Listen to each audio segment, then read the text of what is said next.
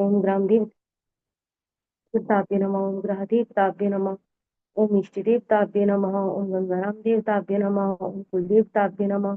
ओम कुल देव्यै नमः। ओम गजाननं भूतगणाधिसेवितं कपितजम्बूफट्टारूढम् उमासुतं शोकविनाशकारकं नमामि विघ्नेश्वरपादपङ्कजम्। सानन्दमानन्दमुनि वसन्तम् आनन्दकन्दं हतपापवृन्दम् वाराणसीनाथं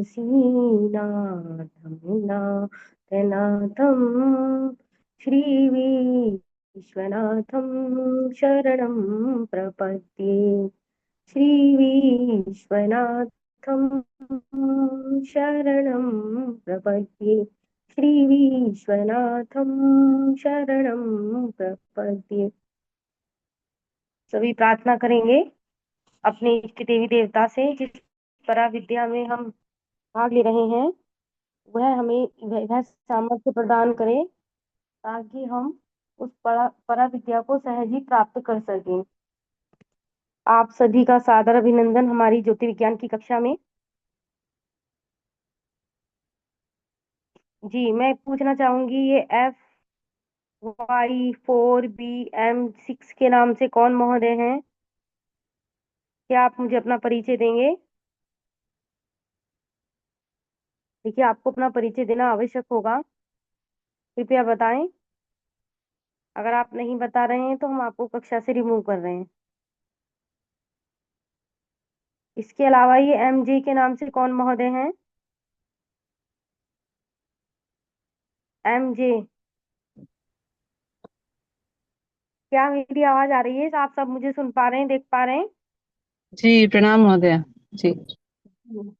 मैं पूछना चाहूंगी MJ के नाम से कौन भगवान है? कोई नहीं बता रहा, तो हम इनको भी कक्षा से बाहर भेजते हैं क्योंकि यहाँ परिचय देना तो आवश्यक होगा। आपका स्वागत है सभी का संस्कृत कक्षा, सॉरी ज्योतिर्विज्ञान की कक्षा में। लेकिन बिना परिचय देने में मुझे नहीं लगता परिचय देने में किसी को कोई समस्या हो।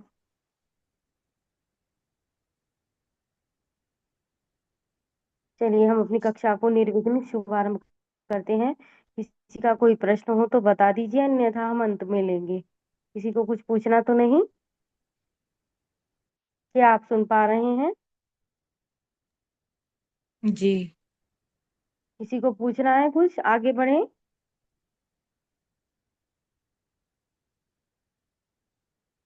चलिए हम आगे बढ़ते हैं, मैं स्क्रीन शेयर करती हूँ।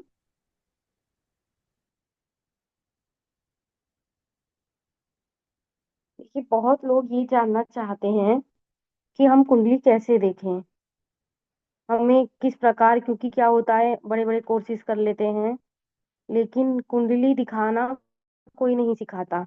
कुंडली कैसे देखें, कैसे उसको अध्ययन करें, कैसे उसको समझें, कैसे हम विश्लेषण करें। तो जैसे आप लोग भी जुड़े हैं तो क्या आपको राशियां, स्वामी और जो उच्चस्थ नीचस्थ अवस्था ज्ञात है सभी को? बताएं, क्या सबको ज्ञात है? क्योंकि जब तक आप वहां तक नहीं पहुंचेंगे तो हम सिखाएंगे कैसे। आप सुन पा रहे हैं मेरी बात? हेलो, क्या आप मेरी हाँ मेरी जी। आवाज आ रही है हाँ आवाज? जी आवाज आ रही है। हाँ तो जी। आप में से कितने लोग हैं जिसको ये पता है कि उच्च राशि क्या है और नीचस्थ राशि क्या है? चलिए तो और एक काम कीजिएगा, आप याद पहले सब याद याद है। याद अभी याद नहीं है पूरी तरह से, थोड़ा थोड़ा दिक्कत हो रही है अभी। याद है मैडम। दिक्कत हो रही है? आपको याद है? किसको याद है? कौन बोले? अशोक कुमार जी? अशोक कुमार वर्मा। हाँ जी, चलिए बताएंगे मुझे। 12 राशियों के नाम बता दीजिए जरा। मेष, वृषभ, मिथुन, कर्क, सिंह, कन्या, तुला, धनु, मकर, और कुंभ और मीन। Very good. अच्छा, कोई मुझे राशि स्वामी बताएगा?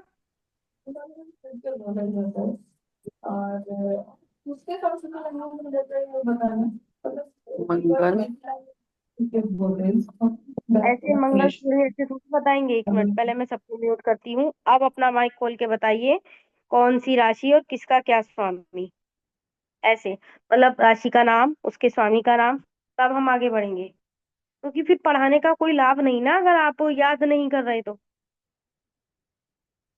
चलिए कौन बताएगा। ठीक है, ऐसे तो हम आपको याद, कम से कम 12 राशि और उसके मालिक तो याद कीजिए। कौन बताएगा। मैं बताता हूँ मैडम। हाँ जी बताइए, स्वागत है। मेष के मंगल, वृषभ का शुक्र, मिथुन का बुध, कर्क के चंद्रमा, सिंह के सूर्य, कन्या के बुध, तुला के शुक्र, वृश्चिक के मंगल, धनु के बृहस्पति, कुंभ के शनि, मकर के शनि, कुंभ के शनि और मीन के बृहस्पति। बहुत सुंदर। यानी तात्पर्य ये है, ये एक सज्जन है अशोक वर्मा जी, ये वाकई में पढ़ रहे हैं। हाँ जी अमन जी, चलिए आप बताएं, बताना चाह रहे हैं क्या। आपने हाथ खड़ा किया, माइक ऑन कीजिए कृपया। अमन जी। माता जी थोड़ा नेटवर्क की समस्या हो गई थी। जी माता जी। सिंह के स्वामी सूर्य, कर्क के एक मिनट, चंद्रमा में। एक मिनट। लेकिन ये तो ये बता चुके, आप उच्चस्थ नीचस्थ अवस्था बताएंगे। किस कौन सा जो वो है ग्रह है, किस राशि में उच्च का और किस में नीच का। नहीं, अगर आप नहीं बता पाएंगे तो फिर आप फलित कैसे सीखेंगे। अब यहाँ रंजना कुमारी जी आई हैं, रंजना कुमारी जी नहीं आई। ठीक है, सरिता जी आपको पकड़ लिया हमने। चलिए बताएं उच्चस्थ नीचस्थ अवस्था। मैम सारे क्या तो बता। नहीं आते, लेकिन इतना पता है कि जो भी ग्रह जहाँ पे उच्च का होता है ना, उससे बिल्कुल सातवीं राशि में वो नीच का होगा। जैसे सूर्य पहली राशि में उच्च का होता है तो सातवीं में वो नीच का होगा। चंद्रमा जो है दूसरे में दूसरी राशि में उच्च का होता है और आठवीं में नीच का होता है। हम्म। और जुपिटर जो है, जुपिटर 10 नंबर के अंदर नीच का होता है और 4 नंबर में उच्च का होता है। और हम्म। बुध जो है, बुध 6 नंबर में उच्च का होता है और 12 नंबर में नीच का होता है। अच्छा, हाँ जी ठीक मैम। है, सही। अशोक कुमार वर्मा जी से इन्होंने सही बताया। सही बताया मैडम। है ना। लेकिन हाँ क्या जी। है सुनीता जी, देखिए एक शिक्षक होने के नाते मैं कहूंगी कि अगर आप ज्योतिषी हैं तो आपके वाणी में वो गांभीर्य होना चाहिए ज्योतिषी जैसा। ठीक है, बताने का जो एक मैम थोड़ा, तरीका है अशोक वर्मा जी ने। नहीं नहीं, मैं आपको वैसे क्रिटिसाइज नहीं कर रही, मैं बता रही हूँ थोड़ा सा नहीं नहीं अपनी नहीं वाणी मैम, में। नहीं आप आप आप एक, आप बिल्कुल सही कह रहे हो मैम, लेकिन क्या है ना, मेरा 2 दिन से गला बड़ा ही खराब है, वो थोड़ा पेनफुल है। इसलिए तो मैं क्षमा अच्छा चाहूंगी अगर अच्छा। वैसा कुछ लगा है तो, है ना। नहीं हाँ, नहीं नहीं गले नहीं, में और कोई थोड़ा बात नहीं। जुकाम वाली चीज है। हाँ जी। कोई बात नहीं। है, लेकिन है ना। ये हाँ आवश्यक जी। है कि हम, हाँ कोई बात नहीं, चलिए वो ठीक है, अच्छा वो आपने बता दिया। लेकिन हाँ ये मैं जी। हाँ सभी जी। के लिए कह रही हूँ कि जो जिस पेशे से जुड़ा है वैसी उसकी वाणी जरूर हो, अगर उसे सफलता चाहिए। ठीक है, जी एक बार हम देख लेते हैं उच्चस्थ नीचस्थ अवस्था, क्योंकि ये हमें फलित में सहयोग करते हैं। बच्चे ये चाहते हैं कि हमने इतने महंगे कोर्सेज कर लिए, हमें फलित करना नहीं आता। अब जब हमें राशि याद नहीं, स्वामी याद नहीं, भाव के बारे में ठीक से पता नहीं, हमें उच्चस्थ नीचस्थ अवस्था का ज्ञान नहीं, हमें अस्त का ज्ञान नहीं, हमें वक्री होने का ज्ञान नहीं, हम क्या फलित करेंगे। पहले तो हमें ये चीजें लर्न करनी है। और इसीलिए मैं बार बार कह रही हूँ, जो लोग कहते हैं कि भाई दोबारा रिवीजन क्लास लो, अरे भाई रिवीजन क्लास भी मैं ले ली और आप याद नहीं किए तो क्या होगा फिर। अब हम यहाँ चलते हैं, देखिए सूर्य मेष राशि में उच्च का होता है। हम काल पुरुष की कुंडली बना लेते हैं, मेष राशि करके हम 12 भावों में 12 राशि बिठा ली।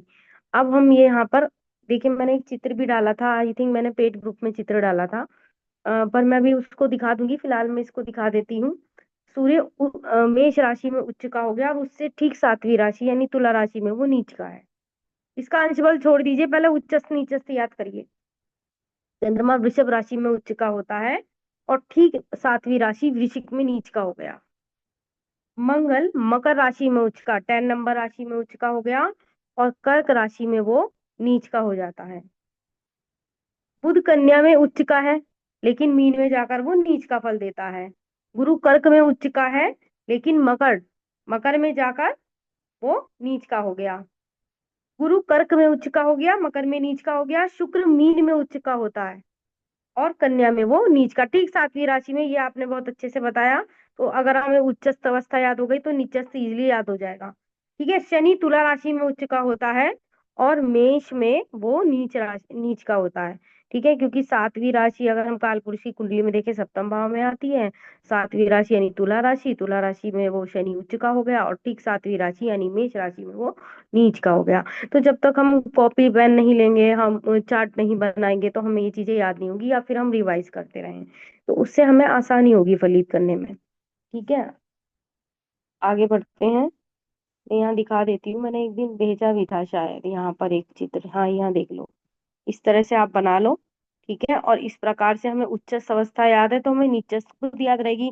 यहाँ तो 12 भाव में काल पुरुष की कुंडली में उच्च अवस्था को दर्शाया गया है। और इसी की ठीक 7वीं राशि आप देख लीजिए, जैसे शुक्र मीन राशि में उच्च का हो गया तो कन्या में जाकर अगर बैठ जाए तो वो नीच का होगा। और जब कोई ग्रह नीच का होता है तो वो अशुभ फल देता है, जब उसका भुक्ति काल आता है या मतलब उस भाव से संबंधित फल को वो शुभता में कमी ला देता है।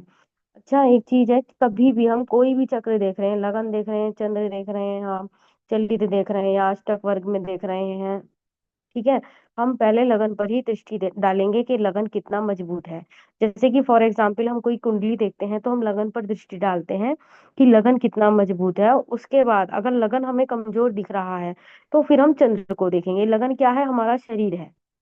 अब शरीर कमजोर है तो हम मन की अवस्था को देखेंगे, क्योंकि आपने सुना होगा मन के हारे हार है, मन के जीते जीत। अगर मन भी कमजोर हो गया तो व्यक्ति चारों तरफ से घिर जाएगा। तो हमने अगर हमें लगन कुंडली कमजोर दिख रही है, अर्थात लगन कमजोर है, तो हम देखेंगे चंद्र कुंडली में कि व्यक्ति का मन कितना मजबूत है।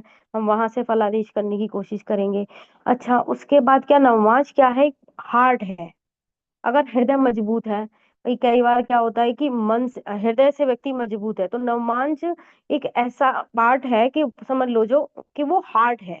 तो हम हार्ट की स्थिति पर को देखेंगे। और बहुत आयत में जो ज्योतिषी होते हैं वो लगन, फिर चंद्र को या वो नवमांश को देखते हैं। अच्छा, कुछ लोग क्या करते हैं, भाव चलित क्यों देखा जाता है? जैसे मैंने कहा ना, चलित को देख, मैं चलित पे भी दृष्टि डालती हूँ। चलित को हम इसलिए देखेंगे, आप देख लीजिएगा जब आप कुंडली कुंडली बनाते हैं या कुंडली आपके पास किसी की आती है, उसमें बहुत सारे चक्र बने होते हैं। एक लगन है, एक चलित है, एक चंद्र कुंडली है, एक नवमांश कुंडली है और फिर अन्य षोडश वर्ग कुंडली इत्यादि हैं, अष्टक वर्ग है, दशाएं हैं, प्रत्यंतर है इत्यादि। तो हमने देखा कि अगर कोई लगन चार्ट में अगर लगन कमजोर हुआ, हमने चंद्र को देखा, चंद्र कुंडली में भी हमें ठीक से नहीं दिखा, हमने नवमांश में देख लिया। अब हम चलित क्यों देख रहे हैं? चलित को हम तब देखेंगे जब कोई ग्रह लगन चार्ट में हमें भाव संधि में फंसा हुआ दिखाई दे रहा है। अब भाव संधि में कोई ग्रह फंसा हुआ है तो हम उसको उसका फल पर भिन्न हो जाएगा। भाई मानो कोई शुभ ग्रह है, क्रूर ग्रहों की संगत में आके फंस गया तो वो फल में भिन्नता ला देगा। तो फिर हम क्या करेंगे, उसकी उसके उसको बारीकी से समझने के लिए कि भाई ये वास्तव में कैसा फल देने वाला है, तो हम चलित चक्र में देखेंगे। चलित्र में चलित आप देखना कभी भी किसी भी कुंडली का चलित के जैसे 12 भाव होते हैं ना, तो जो राशि लगन में पड़ी हो। जी भगवान बोलिए, कौन महोदय बोल रहे हैं?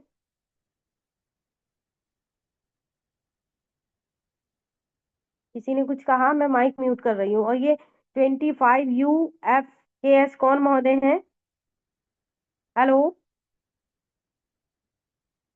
क्या आप सुन पा रहे हैं मुझे? मैं आपका माइक ऑन कर रही हूँ। हाँ जी, 25 UFKS। मेरा आ रहा है क्या मैडम? ये आपका ही है भगवान? ब्रिज कुमार मिश्रा नाम से आता मैडम, ये नाम चेंज कैसे हो नहीं नहीं जाएगा? नहीं, ये अन्य कोई है, इनको हम बाहर भेज रहे हैं क्योंकि ये हमें कोई रिप्लाई नहीं दे रहे हैं। अच्छा, चलिए, ये नहीं है। हमारे देखिए, कक्षा में व्यवधान नहीं कीजिएगा। जो व्यक्ति कक्षा में व्यवधान करेगा मैं पूरी तरह से फिर उसको ब्लॉक कर दूंगी, क्योंकि इस तरह से कक्षा में व्यवधान होता है। अगर किसी को पर्सनली कुछ पूछना हो, व्यक्तिगत मैसेज कर सकते हैं, या अंत में 5 मिनट्स रह जाएं तो मुझे रिमाइंड करा दीजिए। अपने प्रश्नों के उत्तर आप ले सकते हैं। जो मुझे ज्ञात है वो मैं सब आपको देने को तैयार हूँ, लेकिन कक्षा का अनुशासन को प्लीज बनाए रखिए। तो हम ये प्रेज्ड के नाम से कौन महोदय हैं? प्रेज्ड, PRASAD, पास्ट प्रेज्ड जो भी है, एनीवन? मैं आपको आस्क टू अनम्यूट कर रही हूँ, कृपया मुझे बताएं कि आप मुझे सुन पा रही हैं। हेलो। चलिए हम इनको रिमूव कर रहे हैं, ये नहीं जवाब दे रहे हैं। आगे बढ़ते हैं। सरिता जी माइक बंद कर लीजिए।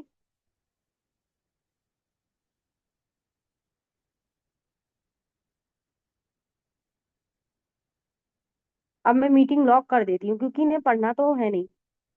मीटिंग में चलते हैं क्योंकि जो जिसको पढ़ना है वही पढ़ेगा। अभी कल परसों कोई मुझसे पूछ रहा था, मैंने देखिए मीटिंग लॉक कर दी है क्योंकि मैं नहीं चाहती कोई कक्षा में विधान पैदा करे। हाँ, कल परसों मुझसे कोई पूछ रहा था कि बहन जी आपने संपूर्ण कुंडली विश्लेषण की 1100 रुपये शुल्क क्यों रखा है। एक बात बताइए, ब्राह्मणों का घर तो इसी से चलना है, तो हम क्यों ना फीस रखें उसमें, पहली चीज। दूसरी चीज, क्योंकि 4 ब्राह्मण आएंगे, हर कोई कोई केपी से देख रहा है, कोई नवमांश से देख रहा है, हर चीज के एक्सपर्ट हैं अपने आप में, उनका फलित करने का तरीका सबका भिन्न भिन्न है और आपको पूर्ण विश्वसनीयता के साथ बता रहे हैं।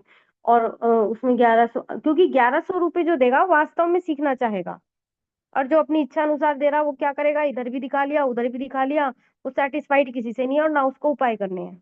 ठीक है, तो धनराशि जो भी हमारी कक्षा के नियम है वो एज इट इज रहेंगे, और जो कक्षा में व्यवधान पैसा पैदा करेगा मैं उसे पूरी तरह से ब्लॉक कर दूंगी। अब मैं आगे चलती हूँ जी। क्या आपको मेरी आवाज आ रही है? हेलो। हाँ आ रही है जी मैम। मैम, आवाज आ रही है। आ रही है जी आ मैम, रही है, आ आ रही रही है। है। ठीक है, सभी अपना माइक बंद कीजिए, हम पढ़ते हैं निर्विघ्न। तो मैं ये बता रही थी, अगर लगन चार्ट में कोई ग्रह भाव संधि में फंस गया, यानी हमें उसके शुभ फल का ज्ञात करना है, तो हम चलित में जाकर देखेंगे। अच्छा, चलित में आप देखिएगा, जब आप कुंडली खोलेंगे, लगन चार्ट डिफरेंट होता है। चलित में बेशक प्लेनेट उसी तरह बैठे हों, लेकिन क्या होता है कि जैसे कि आपने देखा सब द्वितीय भाव में सूर्य बैठा था, अब वही आप चलित में देख रहे हैं, वो सूर्य जा करके किस में पहुंच गया, उसमें पहुंच गया, क्या कहते हैं, तृतीय भाव में पहुंच गया।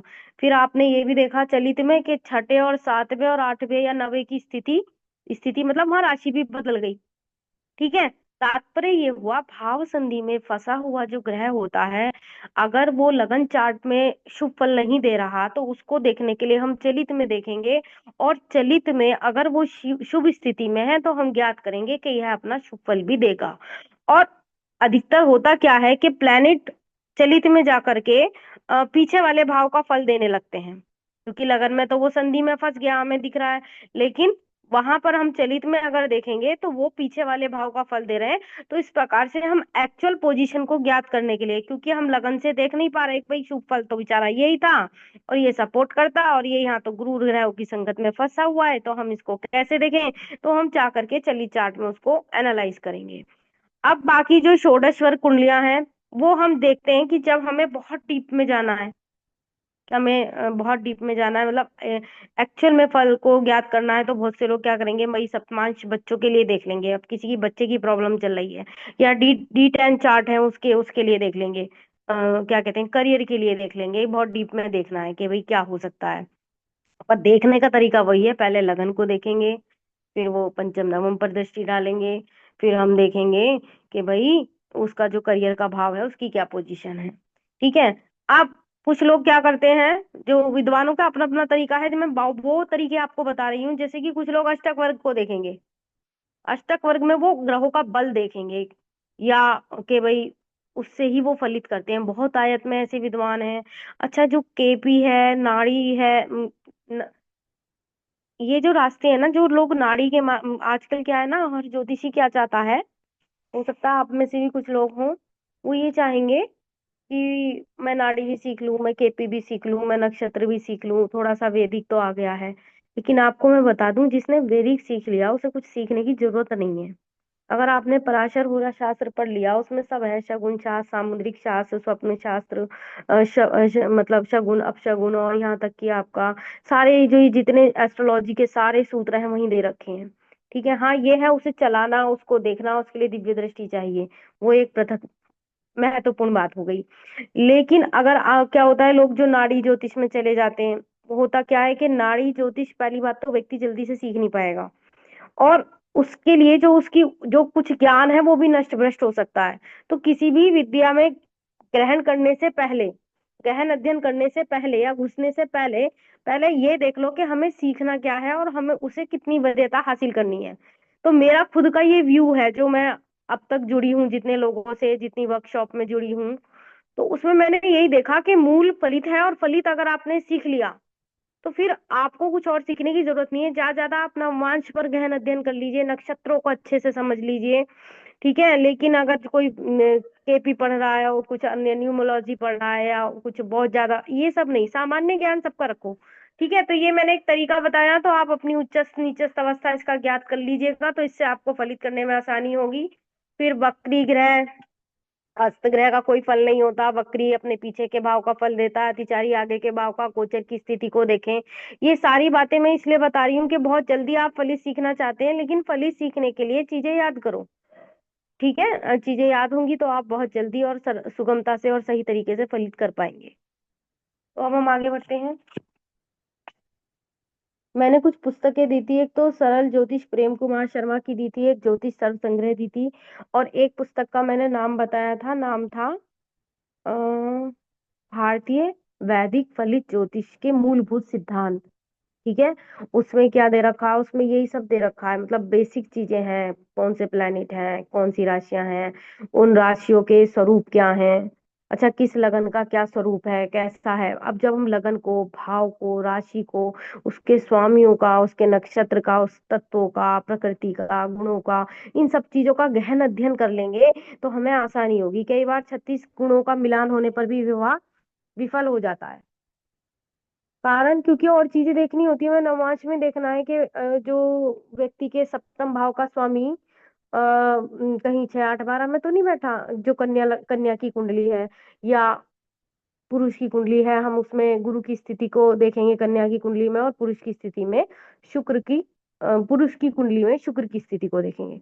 तो बहुत सारी चीजें होती हैं जो हमें देखनी होती है। और हम एक चीज मैंने और बताई थी आपको, पंचांग जरूर पढ़ो। पंचांग ऐसी चीज है, अगर आपने उसे ठीक से पढ़ लिया तो आपको कुंडली खोलने की भी जरूरत नहीं पड़ती। आप पंचांग से ही बहुत सारी चीजें, मानो वृषभ लगन में कोई व्यक्ति प्रश्न पूछने आया कि भाई ये काम होगा कि नहीं होगा, आपने देखा वृषभ लगन का फल, अरे भाई ये तो वृषभ लगन में पूछ रहा है, ना है कि हाँ है, आप 1 सेकंड में बता दोगे, आपको वो प्रश्न कुंडली बनाने की भी आवश्यकता नहीं पड़ेगी।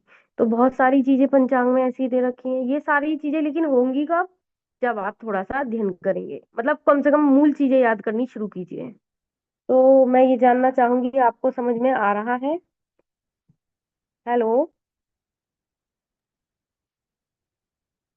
क्या आप मुझे जी सुन आ पा रहा है। जी रहे मैम। हैं? जी, मैम एक इन जरा प्रश्न था। नवमांश कुंडली वगैरह कैसे देखना मैम? ये शशि बालाजी बोल रही हैं क्या? नहीं, सुषमा शिंपी। क्या आप आज ही जुड़े हैं हमारे साथ? नहीं, मैं पहले दिन भी जुड़ी थी। और 2 दिन तो इंटरनेट का प्रॉब्लम हो गया था मेरे यहाँ, तो मैं जुड़ नहीं पाई आपसे। देखिए, जैसे हम लगन को देखते हैं वैसे ही हम नवांश को भी देखते हैं, उसमें कुछ देखने का तरीके तो सबके सेम ही है। और यहाँ पर और भी विद्वान जुड़े हैं, वो बता दीजिए, अगर कुछ डिफरेंट तरीका हो तो सरिता जी बताइए। चलिए, मैम एक मुझे मिनट। तो थोड़ा सा कंफ्यूजन है एक्चुअली ना इस चीज में, लेकिन इसके कुछ हम्म, पर्टिकुलर, जैसे मैंने जो देखा थोड़े से रूल्स वगैरह कुछ बताते हैं मैम। है तो मतलब तरीका तो वही है, लेकिन क्या चीजें और कब हमें देखना है नवांश ना, उसके कुछ तरीके हैं शायद मैम। देखिए, नवमांश के लिए मैंने बोला वो हार्ट है, व्यक्ति का हार्ट बड़ा इंपॉर्टेंट है, ठीक है। जी। उसके ठीक है, तो उस तरह से हम उसको देखेंगे, और उसको देखने का तरीका वही है, लगन को देखें, नवम पंचम को देखें। मानो कोई ग्रह लगन में कमजोर है, अब हमें उसकी एक्चुअल स्थिति का ज्ञात करना है कि अगर वही ग्रह, मानो न लगन में वो नीच का है, नवमांश में जाकर वो उच्च का हो रहा है, तो यानी वो ग्रह नीच का फल नहीं देने वाला, वो उच्च का फल देगा। ये एक छोटा सा एक उदाहरण मैंने आपको दे दिया। यानी नवमांश को इसलिए देखा जाता है क्योंकि अगर कोई ग्रह लगन में नीच का है, अच्छा फल नहीं दे रहा, और नवमांश में जाकर वो उच्च का हो रहा है, तो समझ लीजिए कि वो अच्छा फल देगा। समझ गए आप? मैडम आई थिंक वर्गोत्तम वर्गोत्तम ग्रह भी अच्छा फल देगा। हाँ, वर्गोत्तम भी अच्छा फल देगा। अब कोई लोग क्या कहते हैं कि जैसे मानो किसी का सप्तम भाव बहुत बिगड़ा हुआ है, ठीक है, लगन चार्ट में, तो अब हम ये तो ना कह देंगे उसका विवाह मत करो या उसको ऐसा होने वाला फलाना ढमकाना। हम क्या करेंगे, उसी स्थिति को हम उसके नवमांश में देखेंगे कि क्या लड़के का या लड़की का जिसके लिए विवाह की बात चल रही है, या हमें उसके वो विवाह के बारे में पूछना आया है, तब हम उसका नवमांश देखकर उसको बताएंगे कि हाँ भाई ये स्थिति है। कई विवाह लगन कुंडली को देखो तो बहुत बुरी स्थिति है, लेकिन अगर हम उनके विवाह चल रहे हैं उसके बाद भी, तो समझ लो उसकी नवमांश में विवाह की जो घर है सप्तम भाव की पोजीशन अच्छी है, उस पर कोई शुभ दृष्टि जारी होगी या वहां कुछ शुभ प्लैनेट्स बैठे होंगे, तो इसलिए उसका वहां पर अच्छा फल है, इसलिए उनका विवाह चल रहा है। Is it clear? मुझे आशा है आपको समझ आया होगा। एक मिनट कैमरा ऑन कर लीजिए सरिता जी, जरा आप प्लीज स्क्रीनशॉट ले लीजिए। आज वैसे मैंने थोड़े समय में आपको काफी महत्वपूर्ण बातें बताई हैं। चलिए स्क्रीनशॉट ले लीजिए।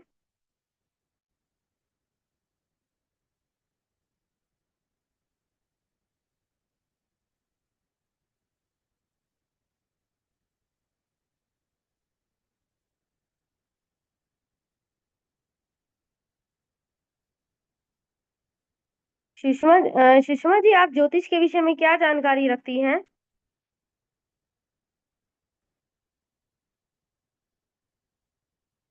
सुषमा जी सुन पा रही हैं? कुछ, हाँ हाँ, मैं सुन पा रही हूँ। मुझे कुछ जानकारी ज्यादातर नहीं है, लेकिन मेरे पास मेरी लड़की की कुंडली में वो खोल के बैठी हूँ, तो उससे कुछ मुझे मालूमात जो आप बोल रही है वो मुझे कुछ तो भी समझ में आ जाए। लेकिन मेरा आपसे निवेदन है, आप सभी से निवेदन है, एक तो रात्रि काल में कभी किसी का भी चक्र मत खोलिए। अब पढ़ने के तरीके से अलग है। अब मानो मैं कुछ कुंडली दिखा करके आपको शो कर रही हूँ तो वो मैं पढ़ाने के लिए यूज कर रही हूँ, लेकिन आप कभी भी अपने पारिवारिक सदस्यों की, खासकर अपने बच्चों की कुंडली रात्रि में मत देखिएगा। किसी भी समस्या से परेशान हो रात्रि में बिल्कुल मत देखिए। सकारात्मक फल चाहिए तो सुबह देखिए। हम यहाँ पर धर्म पूर्वक चल रहे हैं, अगर हम धर्म से जरा से भी विलग हुए तो आपके ऊपर नकारात्मक प्रभाव आएगा। तो बेहतर है कि आपको मैंने बता दिया, रात्रि में अपने बच्चों की कुंडली मत देखिए। और कोई भी चीज यहाँ पढ़ाने के तौर पर पढ़ाई जा रही है, वो सामान्य सामान्य फलित पढ़ाया जा रहा है। हालांकि मैंने आज इसकी चर्चा कर ली क्योंकि बहुत लोग चाहते हैं कि ये सब चीजें मैं बताऊं, तो मैंने बता दी है। लेकिन क्या होता है कि उसे अपनी कुंडली पे लागू मत करिए अभी से, आप बस सीखिए। ठीक है मैम। ठीक है, आपके भले के लिए बताया, क्योंकि क्या होता है कई बार दृष्टि सही काम नहीं कर रही, हम परेशान हैं मेंटली और फिजिकली, तो हम जो देखेंगे हमें गलत ही दिखेगा। ठीक है, मैं भी कोई कुंडली आती है विश्लेषण के लिए तो मैं सूर्यास्त से पहले ही उसको पढ़ती हूँ, उसके बाद मैं उसका फल कथन करती हूँ, ताकि मैं उसे सकारात्मक बता सकूं। ठीक है धन्यवाद मैम, महोदय। जी। महोदय। जी, धन्यवाद। एक मिनट में देखना चाहूंगी, कुछ लोग मुझे मैसेज कर रहे हैं कि मैं कक्षा में कैसे जुड़ूं।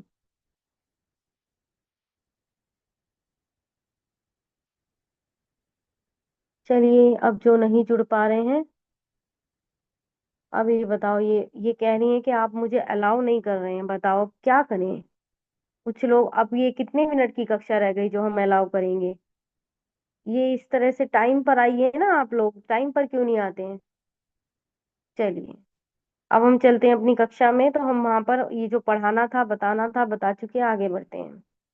तो मैंने ये 3 पुस्तकें बताई थी, इनको अगर आप पढ़ लेंगे तो बेसिक में काफी चीजें आपको क्लियर हो जाएंगी। एक मिनट, मेरे ससुर जी आवाज दे रहे हैं एक्चुअली।